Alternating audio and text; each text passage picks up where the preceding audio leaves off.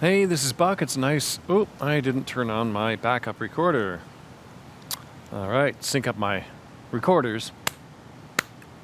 Anyway, this is Buck. It's a nice Friday afternoon, clear skies, sunny. And I want to go over how to shoot one actor in multiple roles, like one actor in two roles or more. Some actors can do more than one role at the same time in the same scene. And there's a few basics of how that's actually done. I've done it a handful of times, a couple of times for short pieces, for my horror movie, and for even a YouTube video just for fun one time. Hi, it's Buck from Bacon Trees. No, I'm Buck. Yeah, not with that shirt. Let's just get on with the video, okay? Okay, let's get on with it. Not that difficult to do, but there's several things you have to keep in mind. Number one, you got to have a body double. And the body double, if it's going to be complicated more than over the shoulder, they should look pretty much the same physicality, hair color, etc. Not like in Blade Runner when the body double for Zora was running through the plate glass window and she had that awful wig on. So I didn't notice at the time, but once it was pointed out, it's so obvious. Anyway, the same body shape, but basically the wig kind of threw it off a little bit. So the body double, if you're doing over the shoulder shots, you just cheat the height. Get somebody to stand on something to make them taller, or get someone to crouch down to make them shorter. So cheating the height is pretty simple. It could be anybody really. If it's like over the shoulder, they just have to have the same wardrobe. So if I'm going to do OTS over the shoulder, the person's going to wear this shirt and we're going to look over their shoulder. So that's one thing. So that's body double. Number two, the OTS shot. You can get away with it. Anybody can be the body double in the OTS shot, as I mentioned.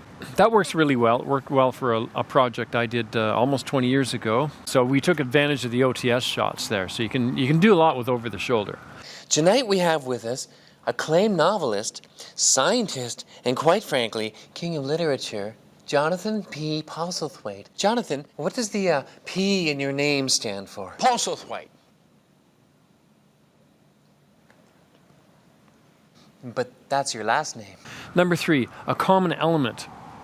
Like if there were an object, somebody passes to the other person, you could do a close-up of the hands, body doubles hands passing it over to somebody else, and there's a common object between the two people. Then switch to page 246, and you're probably gonna want to read more.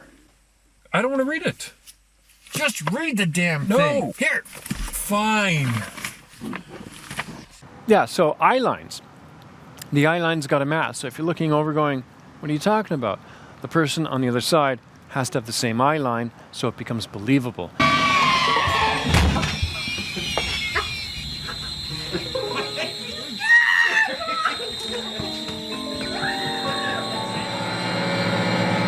So that's eye lines. They have to match. Number five, different hair, props, etc. So if the other character looks pretty different, it's hard to tell. Like in Dr. Strangelove, Peter Sellers did a great job, or the makeup artist did a great job, but he did a great job acting. But they did a great job in the hair and makeup and wardrobe and everything. And in one particular scene when Dr. Strangelove and the president are having a conversation in the big war room, it's pretty impressive. I loved it. Reaction shots, number six. Reaction shots help. So you can always have somebody not necessarily acting, but just reacting. And I've done this and it works well. And sometimes it can create comedy if it's a comedy piece. Okay. May I help you? I have reason to believe these cookies have been poisoned. Poisoned? Yes, and I demand that you contact the appropriate authorities at once and report these poisoned cookies. How do you know they've been poisoned? Because I put one in my mouth and the taste was very bitter. They've been poisoned, I tell you. Poisoned. Well, how long do you figure it'll take for you to drop dead and leave me the hell alone? Drop dead? Now you threaten me? Number seven, one character at a time has got to be shot, of course. I did one where I was a concierge, clean-shaven, and the person that comes up and complains about something to the concierge, which was also me, had facial hair, longer sideburns, and we put like glasses and a cowboy hat. So I had to do the one character first because I had to grow my stubble for a few days. It takes me several days to do that. Oh, fire engines, sounds of the city. Anyway, so I did all the shots.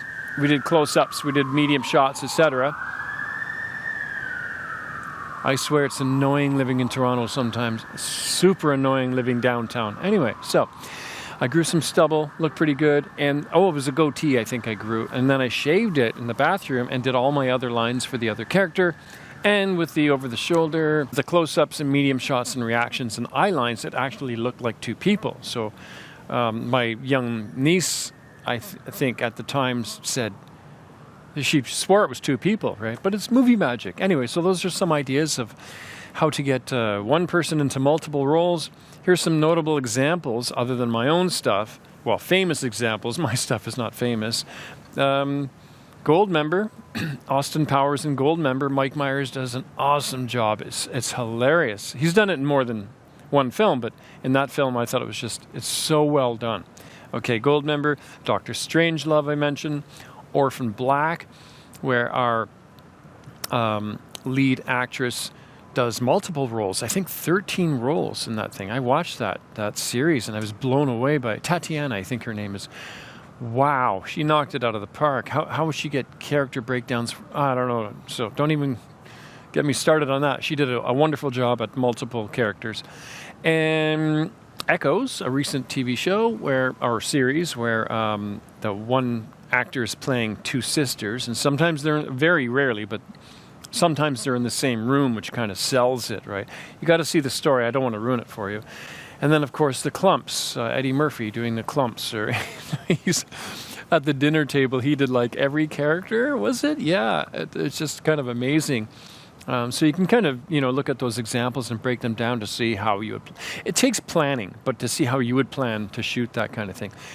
All those things I mentioned go into actually making this work. Anyway, hope that helps. Happy Friday. Cheers. I wanted to make this less than long video.